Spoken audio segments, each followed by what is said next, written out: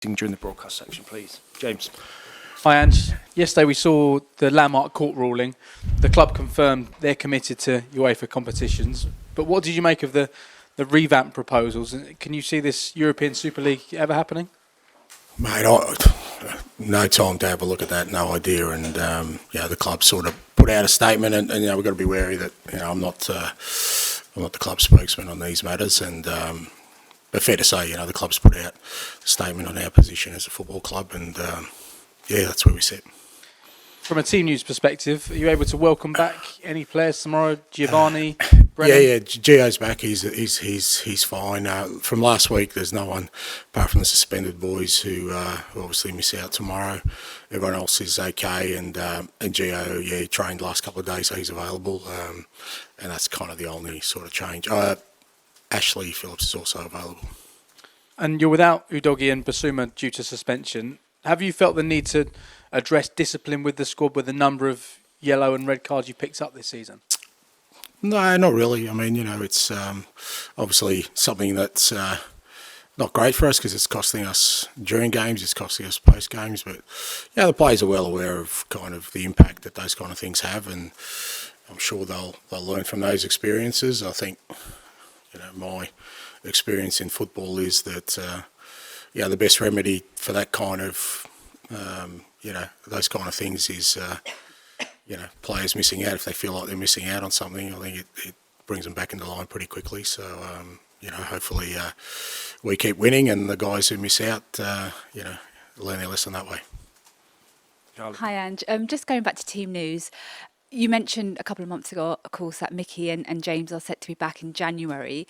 Do you think it could be the early part of January that we could see them back in training, or do you feel it might be later on in the month? Hard to say. I mean, they're both in rehab, and neither of them are anywhere near sort of training with the first team at the moment. So, if you look at timelines, Mickey and Matters did it pretty much in the same game. Mickey might be just ahead of schedule in terms of with Matters, but both kind of January, Benton Core fairly similar. So you don't like. It's not about sort of trying to not give out information. It's just that these things kind of either accelerate or get delayed when you get into that final phase. And until I see them out with us, then it's hard for me to say.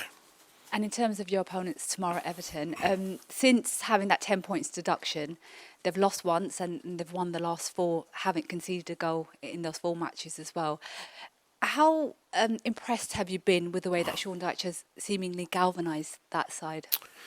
Yeah, no, and I think even before that, they were, like I said, if you take away that 10-point deduction, they'd be in a fairly good position in the Premier League. So they've been one of the more consistent sides all year. I think Sean's done an outstanding job. But when you do get hit with something like that, it's often the measure of the playing group and the manager, how they respond to adversity. And you've got to say their response has been first class. Obviously, the club and the fans were disappointed with the outcome, but he hasn't, and the players certainly haven't used it as an excuse for anything. And look, they're a good side. They're a really hard-working team. You've got to compete against them, and we're expecting a tough game tomorrow. Thanks, Ange. Ian, please. Hi, Ange. Merry Christmas. Super League, I know you've just spoken about it, but can I just ask you whether you think from your experiences managing around the world and now managing in the Premier League, whether anything like a European Super League can get off the ground, and if Premier League clubs are not signed up to it, and kind of off the back of that, really, do you think the Premier League clubs would ever be interested in signing up to that?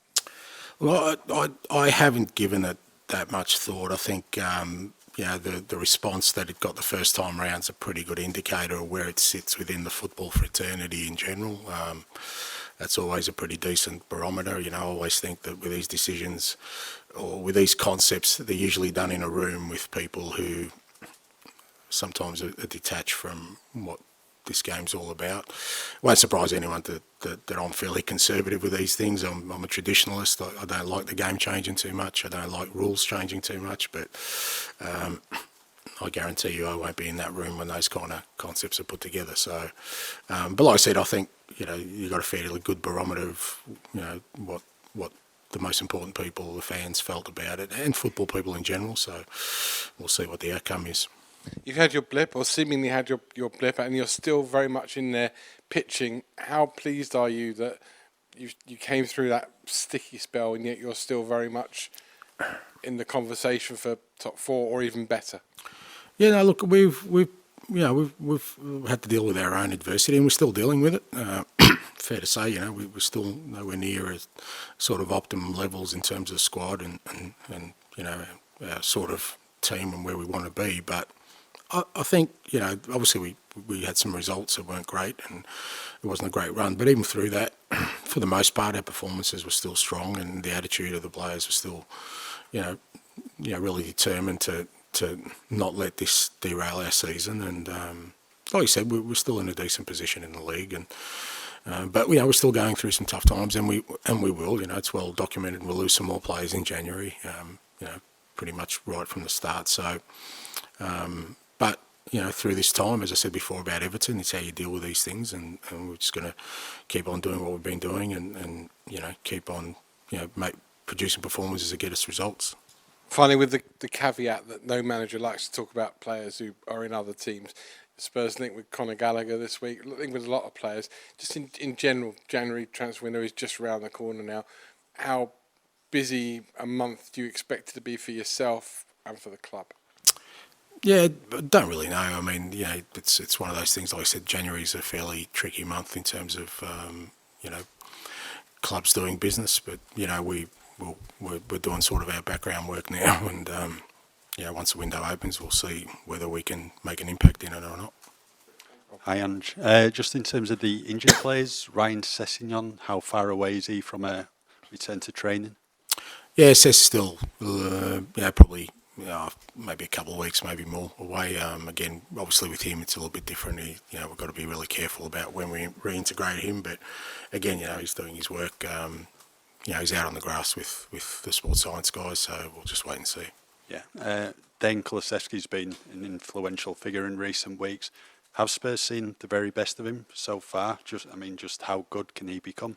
Yeah, I hope not. No, I think there's more to come with Decky. He's still fairly young, age-wise as well. But I've been really pleased with him because he's played a number of positions for us, and he's had to. And one of the reasons we're kind of getting through this period is guys have been willing to sort of take on different roles, whether it's him or Ben Davis or Emerson Royale or guys who have had to play different positions for us at different times. And but I think, irrespective of the position, Decky's been a real sort of impact player for us the whole season. Whether that's out wide, really like him playing inside. It gives us another dimension in terms of our attacking threats, and he's such a hard worker that wherever you put him, you're going to get some output. Irrespective of the position. But there's more to come, and he's a willing participant in that. He really works hard at his game. We've asked him to be more of a goal threat this year, and he's definitely doing that. He's getting to those positions more, and that shows me that he still wants to improve, and I'm sure he will. Okay, thanks, Ange. Thanks, man. Back to George to finish this section, please. Hi, Ange. Just going back to Basuma, it'd be 8 matches he would have missed overall through the suspension. Do you kind of have a fine line between letting him know that that's not good enough, but at the same time not sort of stifling that kind of freedom that I guess he needs to play with? Look, as I said before, I think, you look at Biss. The first one was just, the first week was just a silly one, where he's, got a second yellow card for something silly. And last week, people can say what they want. He's just missed time to tackle. It's not like he's gone in to hurt anyone. And, these things will happen. And in today's game, you're not going to get away with it. Even if the referee doesn't see it, VAR will pick it up and he's paid the price for it. And as I said before, it's for me, these things, you can talk to players. Players are well aware that,